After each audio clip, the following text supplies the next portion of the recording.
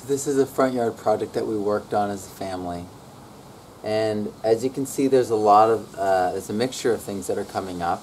We have dandelions, the classic dandelion is coming up, and it's kind of everywhere, and it's mixed in with what's coming up that we want to come up. It's trying to puncture down into the soil, and it's trying to push down past the roots of this tree. And the tree has actually filled up the entire front yard.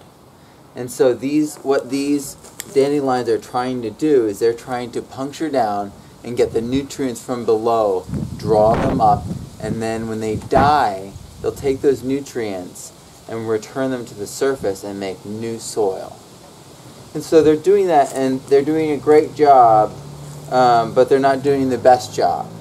And so that's why we're bringing in legumes to do that work. And so we're bringing in cowpeas, and if I can get in here real close, I can even pull one out. You can see here that this is a cowpea that's sprouting. Some of them are still sprouting. Most of them have sprouted and taken root. This one will still take root. Let me know when you're ready. Okay, nice. And so these are all cowpeas down here. These cowpeas are going to crowd, and they're going to get really big and fall down all over each other. And we can take some seed and do it all over again in new areas, and we can chop this down and let it all turn into soil that nitrogen fixes and complexes and builds upon itself. And so beans are the reason that, and peas also do the same exact thing. That's why these are tangling with vetch. They're all nitrogen fixing legumes. And they're all going to build soil as they die and as we chop them down. And so the way we built this was actually pretty easy. So when we set this up, we first laid down cardboard over all the sod. And it was like super thin sod, and then the rest of it was taken up by the roots of this tree. And so there was really no soil to work with. And even the weeds were actually not doing well. And so the dandelions that we see here are doing better than the scant grass that was covering the dead, like very simplified soil that we had here before, which was really rock hard and you couldn't really cut it at all. And this is building soil.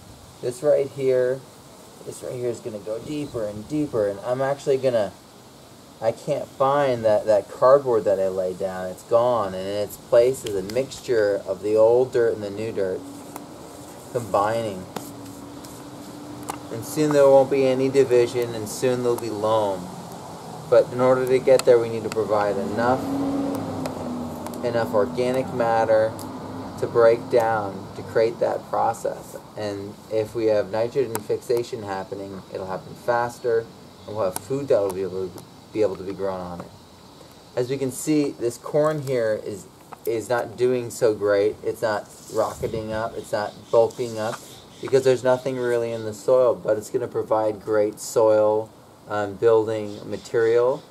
And at the same time, it gives us an indicator of what's in the soil, what can grow here super easily. Mustard's growing here really well. This will provide a lot of quick food, quick greens, and at the same time, and last through winter, provide more seed, more ground coverage, and also we can just chop and drop it and return it to the soil.